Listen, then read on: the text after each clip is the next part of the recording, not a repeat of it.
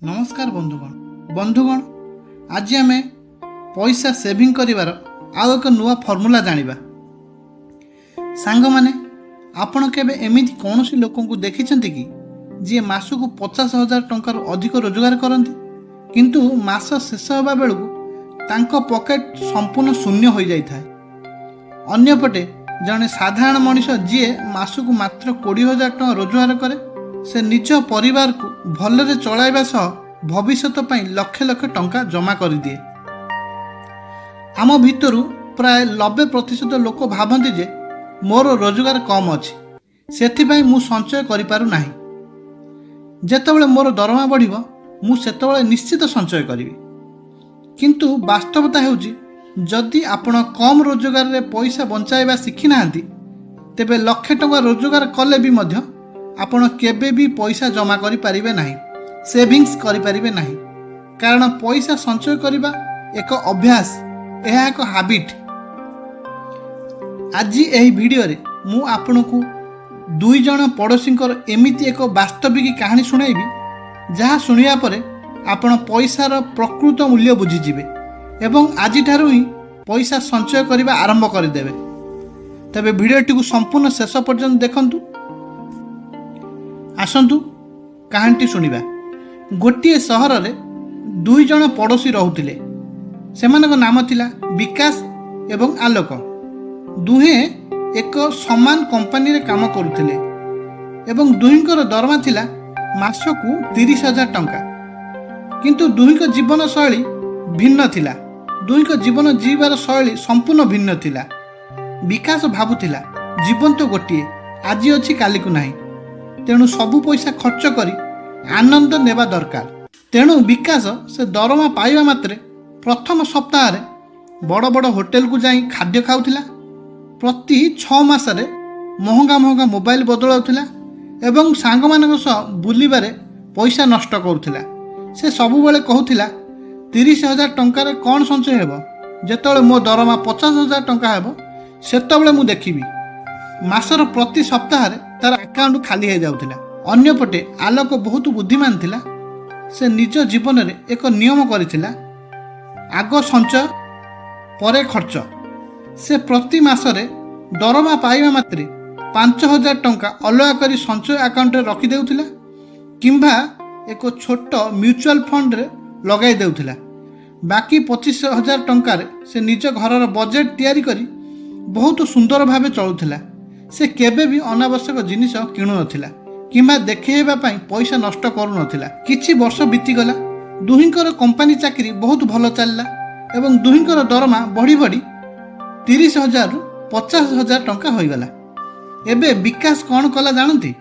तार रोजगार बढ़िया मात्रे से संचय करिया बदले निजर खर्च मध्य आहुरी बढ़ाई देला। से ऋण करी बा लोन करी दामी कार किनला एवं बड़ घर को शिफ्ट होइगला। तार मासिक EMI 25,000 टंका होइगला।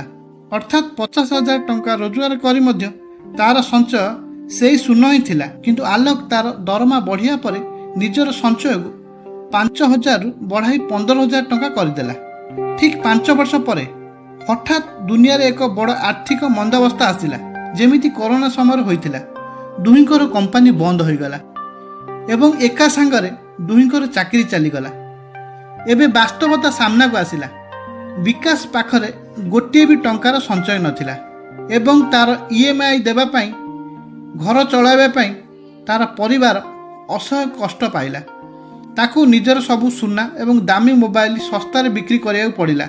से संपूर्ण मानसिक चिंतार बुड़ीगला। किंतु आलोक बिल्कुल चिंतित नथिला। से गत 5 वर्ष धरी जेउ पैसा संचय करथिला सेथिरे तार एक बड़ जरूरीकालीन पांठी बा इमरजेंसी फंड प्रस्तुत हो सारी। चाकरी नथिले मध्य से आगामी 1 वर्ष पर्यंत आराम रे निज परिवार चलाई आराम रे रहिथिला। से सही खाली समय रे चिंता न करी एक नुआ बिजनेस आरंभ कला एवं सफल हैला।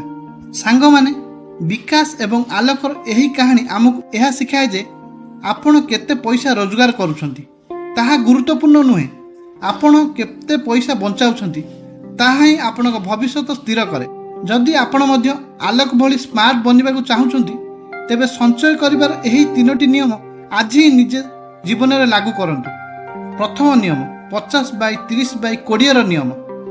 ଆପଣଙ୍କର ଯେତିକି ବି ଆୟ ତାର 50% ଘରର ଅତି ଜରୁରୀ ଆବଶ୍ୟକତା ଖର୍ଚ୍ଚ କରନ୍ତୁ, 30% ନିଜ ଇଚ୍ଛା ବା ଆବଶ୍ୟକତା ପାଇଁ ରଖନ୍ତୁ ଏବଂ ଅତି କମରେ 20% ପଇସା ଆଖି ବନ୍ଦ କରି ପ୍ରଥମେ ସଞ୍ଚୟ କରନ୍ତୁ। ଦ୍ୱିତୀୟ ନିୟମ 24 ଘଣ୍ଟାର ନିୟମ। ଯେତେବେଳେ ଆପଣ କୌଣସି ମହଙ୍ଗା ଜିନିଷ କି ନୂଆ କପଡ଼ା ବା ଗ୍ୟାଜେଟ୍ ଅନଲାଇନରେ ଦେଖି ତୁରନ୍ତ କିଣିବାକୁ ଚାହାନ୍ତି, ତେବେ ନିଜ ମନକୁ ଅଟକାନ୍ତୁ ଏବଂ 24 ଘଣ୍ଟା ଅପେକ୍ଷା କରନ୍ତୁ। 24 ଘଣ୍ଟା ପରେ ସେହି ଜିନିଷଟି କିଣିବାର ନିଶା ପ୍ରାୟତଃ କମିଯାଇଥାଏ ଏବଂ ଆପଣଙ୍କ ପଇସା ବଞ୍ଚିଯାଏ। ତୃତୀୟ ନିୟମ ଜରୁରୀକାଳୀନ ପାଣ୍ଠି ଏମର୍ଜେନ୍ସି ଫଣ୍ଡ।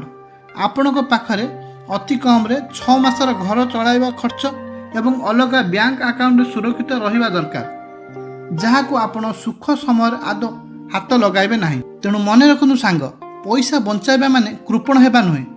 ପଇସା ବଞ୍ଚାଇବା ମାନେ ହେଉଛି ନିଜର ଆଗାମୀ ଭବିଷ୍ୟତକୁ ସୁରକ୍ଷିତ କରିବା। ଆଜି ଯଦି ଆପଣ ପଇସାକୁ ବଞ୍ଚାଇବେ, କାଲି ସେହି ପଇସା ଆପଣଙ୍କୁ ଯେକୌଣସି ବଡ଼ ସମସ୍ୟାରୁ ବଞ୍ଚାଇବ। ବିକାଶ ଭଳି ଦେଖାଇବା ବନ୍ଦ କରନ୍ତୁ ଏବଂ ଆଲୋକ ଭଳି ସ୍ମାର୍ଟ ସଞ୍ଚୟକାରୀ ବନନ୍ତୁ। ଯଦି ଆଜିର ଏହି କାହାଣୀ ଏବଂ ସଞ୍ଚୟର ଟିପ୍ସ ଆପଣଙ୍କୁ ପସନ୍ଦ ଆସିଥାଏ, ତେବେ ଭିଡ଼ିଓକୁ ଗୋଟିଏ ଲାଇକ୍ ନିଶ୍ଚୟ କରନ୍ତୁ। ଆପଣଙ୍କ ପରିବାର ଏବଂ ସାଙ୍ଗମାନଙ୍କ ସହ ଏହାକୁ ସେୟାର କରନ୍ତୁ, ଯଦ୍ୱାରା ସେମାନେ ମଧ୍ୟ ପଇସା ସଠିକ୍ ଉପାୟରେ ବ୍ୟବହାର କରିବେ।